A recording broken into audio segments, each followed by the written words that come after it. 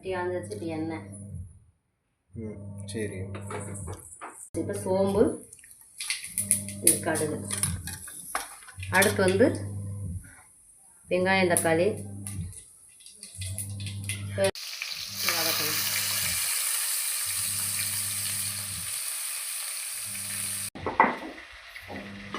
உப்பையும் சேர்த்தாச்சு. வேற அடுத்து சிக்கன் தானா?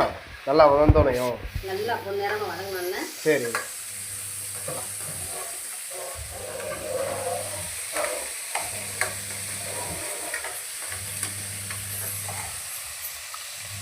வெங்காயம் தக்காளி வதங்கிருச்சு. இப்போ அடுத்து வதங்கினோன்னு அந்த சிக்கனை போட்டுறணும். நம்மகிட்ட இருக்க சிக்கனை போட்டோம். இப்போ மஞ்சள் தடவி வச்சுருந்தா சிக்கனை போட்டோம். ஆமாம், குழம்பு பண்ணி வச்சு சிக்கனை இப்போ போட்டாச்சு. இப்போ வந்து இந்த சிக்கன் வந்து நல்லா சுருள சுருள கிண்டணும்.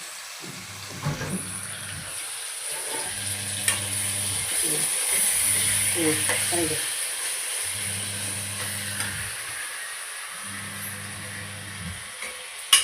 அப்போ இப்படி ஒரு பரட்டு, அப்படி ஒரு பரட்டு. சரி. சிக்கனை இப்படி ஒரு பரட்டு, அப்படி ஒரு பரட்டு பரட்டி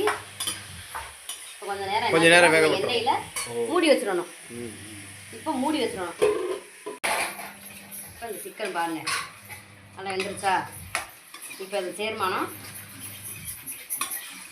இப்போ இந்த மசாலா போடணும்.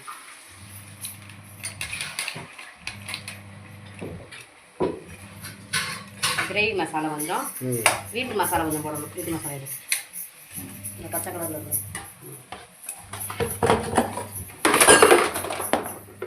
இப்போ மசாலா வீட்டில் அரைச்சி வச்சுருக்கிறத அதில் ஒரு ஸ்பூன் தேவையானது.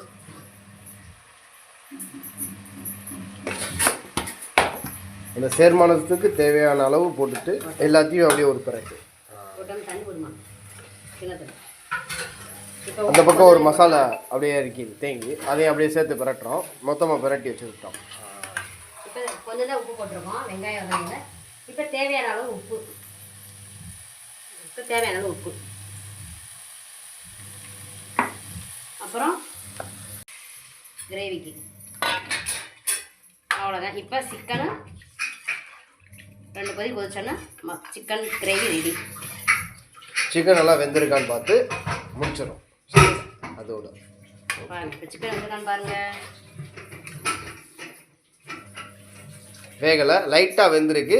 மறுபடி போட்டு மறுபடி வேக வைக்கிறோம். ஓகே. இப்போ எல்லாமே சமையல். இப்போ கொஞ்ச நேரம் கொதிக்க விட்றோம்.